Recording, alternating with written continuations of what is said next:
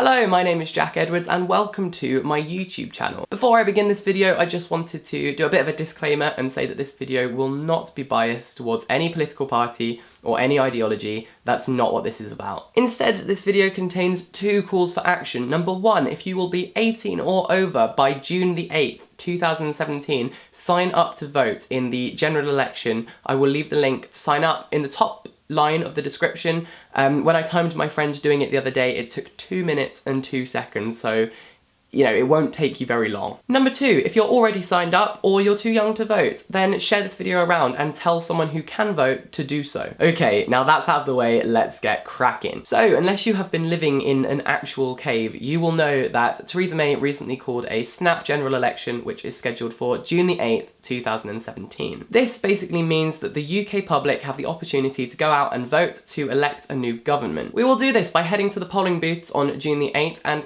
putting a cross next to the name of the candidate that we would like to elect in our constituency. Constituencies are basically the way that the UK is divided up, so your constituency will be the area that you live in. UK elections operate a first past the post system. Now, first past the post basically means that the person who gets the majority of the votes is the winner, and they will become the representative for your constituency. There are 650 constituencies in the UK, so basically there will be 650 representatives who are selected and they will become members of parliament. Now these 650 people sit in the House of Commons, which is where they kind of debate and discuss and pass laws. The political party who has the most representatives in the House of Commons can then form a government. This government now has what's called a mandate to govern, which basically means that because we have voted for them and the country has elected them to represent our interests, they have the kind of legitimacy to rule on our behalf. To sign up to vote, all you need to do is head onto the government website,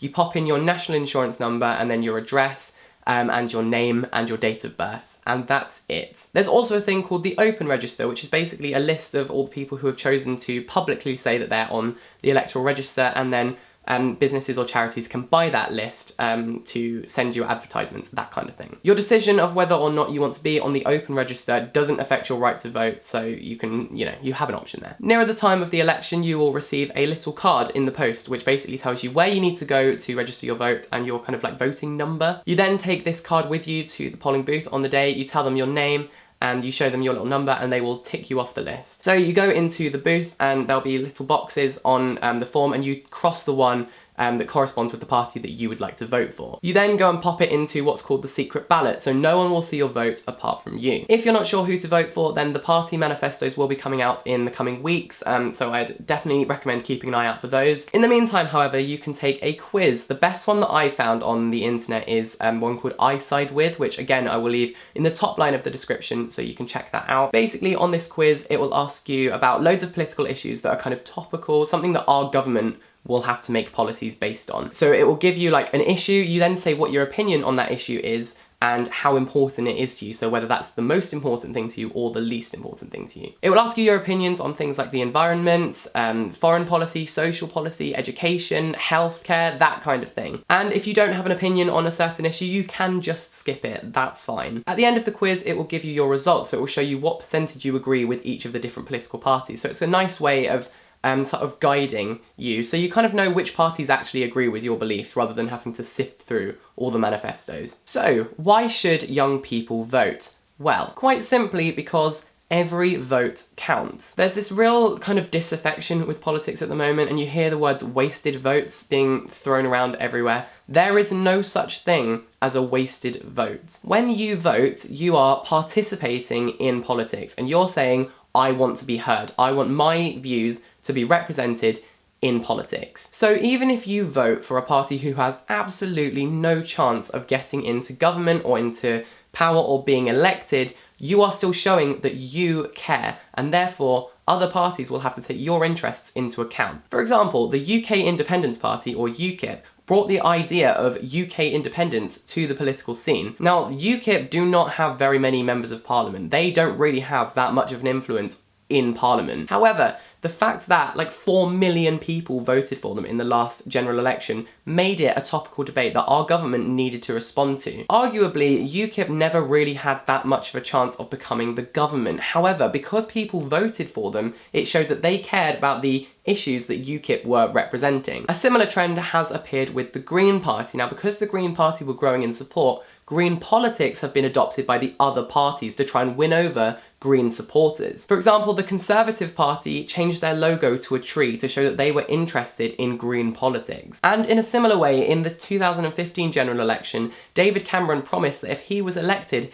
he would go for a UK independence referendum. By doing that, he basically encouraged the supporters of minority parties like UKIP to vote for him. And so the same thing works for age groups. So if the turnout for 18 to 24-year-olds is 10% and the turnout of 65 plus is 90%, then who are the government going to make policies on behalf of? The 65 plus year olds. By young people not turning out to vote, we show that we don't care. And therefore, political parties know that they don't need to look out for our interests because we're not going to do anything to stop them. We're not going to risk their power in the next election because we don't vote. So the less young people who vote, the less our interests will be looked after by politicians. And by a similar token, the more 65 plus year olds vote, the more the government are going to look out for them because they can make a real difference. If 90% of 65 plus year olds stopped voting for them, they would lose so many of their votes. Ultimately, what I'm trying to say is that if 18 to 24 year olds don't turn out and vote, we're basically saying,